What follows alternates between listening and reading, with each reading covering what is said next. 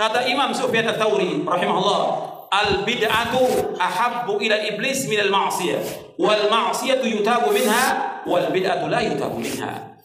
Bid'ah itu lebih dicintai oleh iblis daripada maksiat. Kalau maksiat orangnya diingatkan akan taubat, tapi orang berbuat bid'ah enggak mau taubat. Assalamualaikum warahmatullahi wabarakatuh. Alhamdulillahirabbil alamin. Wassalatu wassalamu ala sayyidina Muhammadin asyrafil mursalin wa ala alihi wa sahbihi ajmain, amma ba'du.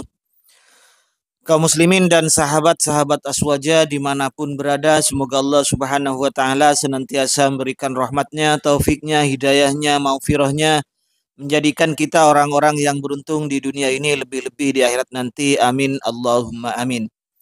Ini yang ketiga kalinya saya mengomentari, merespon tulisan dari Putra Firanda Andirja, Abu Abdil Muhsin Firanda, menulis untuk mengomentari, menentang, mencela masalah tahlilan, dan tahlilan ini adalah bid'ah.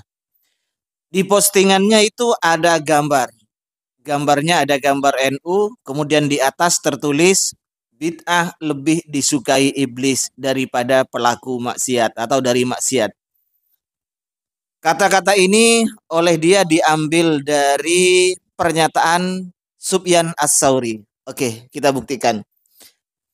Sebagaimana di part kedua saya menjelaskan, ternyata bid'ah yang dipahami oleh anak Pak Firanda dan orang-orang Wahabi ini tidaklah sama dengan bid'ah yang dipahami oleh orang yang ia kutip sendiri, oleh ulama yang ia kutip sendiri.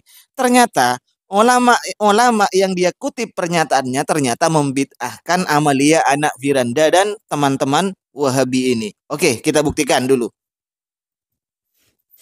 Di dalam kitab Hilyatul Aulia, kalau cetakan Darul Hadis Kairo, di juz kelima,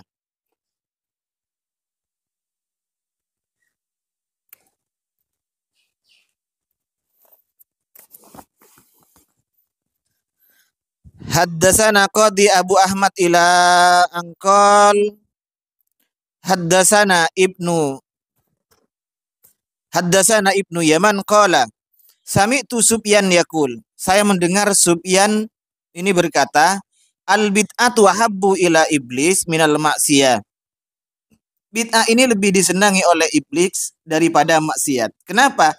Karena al maksiyatu yutabu minha. Maksiat ini masih diharapkan untuk tobatnya.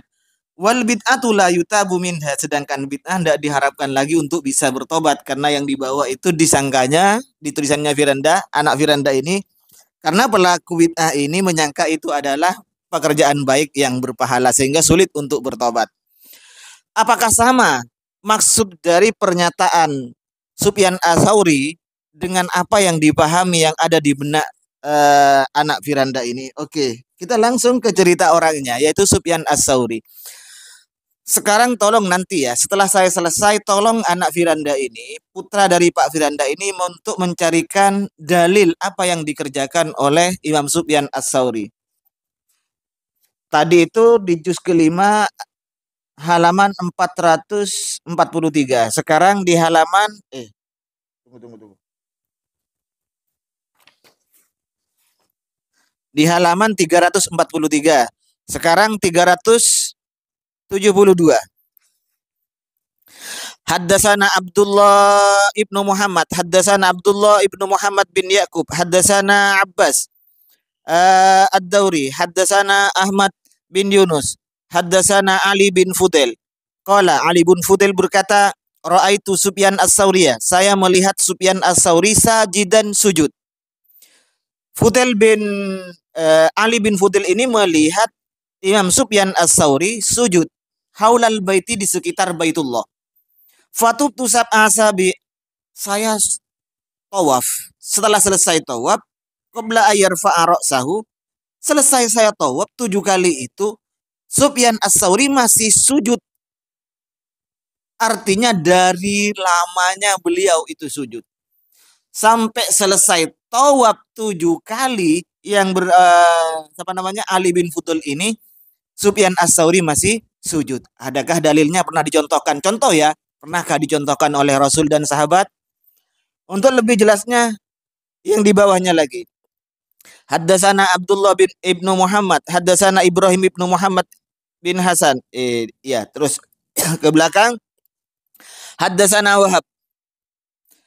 Haddatsana Ibnu Wahbin. Ibnu Wahab ini qala berkata, ra'aitu ats-Tsauriya fil Masjidil Haram. Saya melihat Sufyan Ats-Tsauri ada di Masjidil Haram ba'dal maghrib. Setelah sholat maghrib saya melihat Sufyan Ats-Tsauri ada di Masjidil Haram sholat. Beliau itu sholat. Setelah sholat, summa sajada sajadatan. Kemudian dia sujud. Sujud sekali. Sajadatan dengan sujud satu kali. Falam yarfa' ra'sahu. Selesai sholat beliau. Setelah assalamualaikum, beliau langsung sujud. Falam yarfa' ra'sahu. Beliau ini tidak mengangkat kepalanya. Hatta nudiya bi sholatil isya. Hingga dikumandangkan adzan isya. Ayo cari. Setelah selesai sholat maghrib, sujud satu kali, kemudian terus tidak bangun-bangun hingga adzan isya. Ayo carikan contoh dari Rasulullah Shallallahu Alaihi Wasallam dan para sahabat. Apakah tidak bid'ah apa yang dikerjakan oleh Sufyan Ats-Tsauri ini? Mungkinkah maksud dari Sufyan Ats-Tsauri ini menjelaskan bahwa bid'ah disukai oleh iblis adalah perbuatan dirinya ini yang dicontohkan? Kan selama ini kalian golongan ente ini sesuatu yang tidak dicontohkan oleh Rasulullah Shallallahu Alaihi Wasallam adalah bid'ah. Karena ibadah yang dicari adalah contohnya, dalil perintahnya. Ayo carikan. Setelah sholat maghrib, sujudlah kalian sampai dikumandangkannya adzan isya. Atau berupa contohnya, Rasulullah Shallallahu Alaihi Wasallam setelah sholat maghrib sampai isya terus sujud seperti itu. Ayo carikan. Ini Sufyan Ats-Tsauri.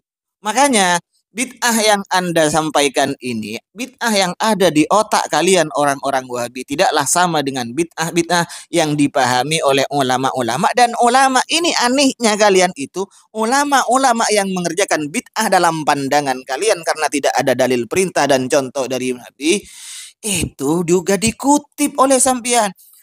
Mengutip pernyataannya Imam Malik mengerjakan bid'ah. Mengutip pernyataannya Imam Syafi'i mengerjakan bid'ah. Mengutip pekerjaan Sufyan Ats-Tsauri mengerjakan bid'ah. Mengutip pernyataan Asy-Syatibi, Imam Syatibi malah membid'ahkan akidah ente.